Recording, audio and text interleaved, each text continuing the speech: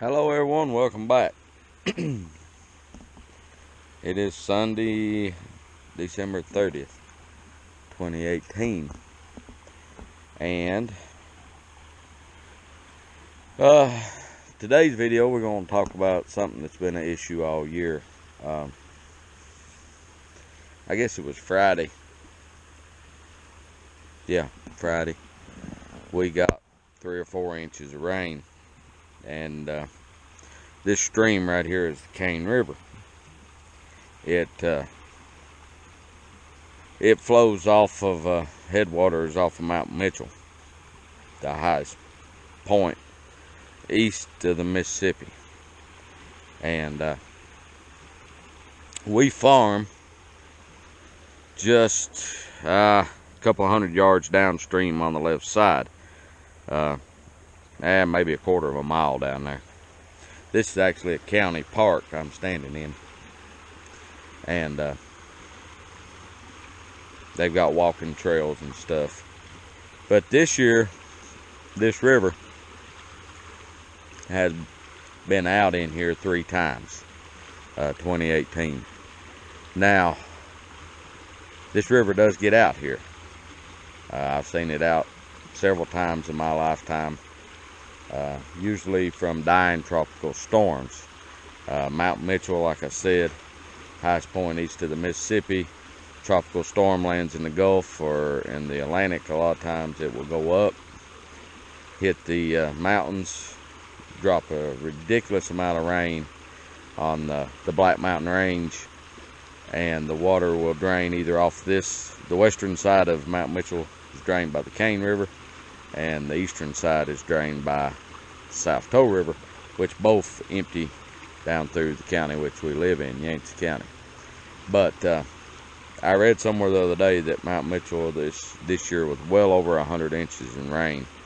They get a lot of rain up there, a lot of rain, a lot of snowfall, but it was like 120, 130 inches. Don't quote me on that. They have a weather station up there. But anyhow, kind of rambling on here, but what point I'm making is in the mountains here we farm these river bottoms and creek bottoms, and that's where your fertile, deeper topsoil is. And but you're always at the mercy of flooding events, and this year was tough. There's a field, like I said, we farmed just about a quarter of a mile down there on the left, and there's one of those fields that was underwater 4 or 5 times this year. But with all that being said, that's just part of farming. If you don't have a positive outlook and you're not willing to take a few licks, few hits from year to year, don't farm. It'll drive you crazy. You just got to accept there's some things out of your control. Sometimes you're the hammer, sometimes you're the nail. And this year we were the nail. Hopefully next year we'll be the hammer. 2017, this river got out a couple of times too. So, but anyhow, it's running high now. But this was a culprit of a lot of our issues this year, 2018. But with that being said, we're looking forward to 2019, and we're already starting to plan. We do have the strawberries out. They do look good. They're growing.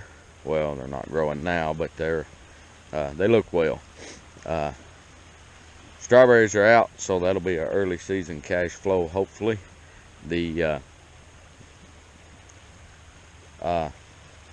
We're continuing with the vegetables. We'll go heavy again this year on sweet corn. We seem to have a good market for that. As far as other things, new things, of course, we got the cattle, the few cows. We're not really a cattle operation yet. We may expand upon that a little more, add a few more cows.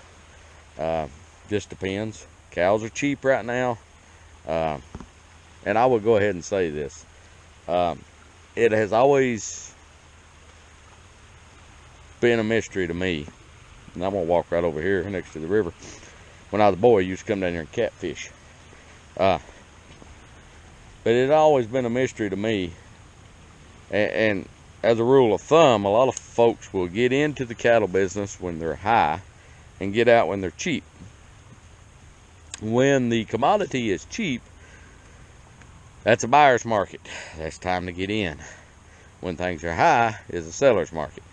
I don't understand that a lot of times about some of our local cattle producers. Now, I don't know about other folks, but you know, cattle go cheap, they sell out, go out of the business. They go high, they buy back in. Just do the total opposite of that. But anyhow, so we do have the cattle. We do have the strawberries, which are different this year. We will continue with the sweet corn and the hay. Of course, this year the hay will probably be utilized on our operation rather than being sold. We're still looking at doing possibly some field corn, some feed corn. Don't know yet if that's going to work out. We'll see. We're also, you know, we'll do our broccoli and our cabbage and our standard commodity crops that we always grow. And I'm sure we'll add something different, something unique, something a little, as always, we'll always be adding something. As far as what land we'll be farming this coming year, don't know yet. I mean, we still have opportunities to farm some land. We'll see how that goes. We may add, we may take some away, who knows. But you know, and we may play with our timing a little bit, try to hit better markets. But we've got a positive attitude moving forward to 2019, and hopefully it's going to be a good year. We you know, that's the thing about farming, and that's a lesson that a lot of times for young and beginning farmers, it is a difficult lesson to learn. Even the older farmers, I mean, you have a couple of tough years in a row, and you know, it's time to quit. And there's a lot of folks quitting farming right now. Farming is not the agriculture industry is not as bright as it was a decade ago. But you know, we've been here for 40 years doing it, and plan on being here a lot longer. You gotta look at the long term. You know, you don't look at when you're farming, and I have this conversation with folks all the time, you don't look at prices and stuff on a daily basis. You look at the average for the year, and you don't look at farming by the year. You look at it by multiple years. You know, was those 3 years a success, or were they a failure? And you know, if it keeps if things keep if you have consecutive bad years and bad years and bad years, you know, tweak your operation a little bit. Grow something different, sell it differently, sell it somewhere else, you know, that kind of thing. You know, find a niche market, do something different. But you know, it's always, you know, we could continue every year to grow the same thing, sell at the same place, and you know, may come out fine, may not. But we always try to hedge our bets a little, if you will, by changing things up. And you know, sometimes you grow things that you know you got a market for. You know, like strawberries. I don't worry about selling strawberries. That's something that I've grown in the past, and the problem I've always run into was having enough supply to meet the demand, not the other way around.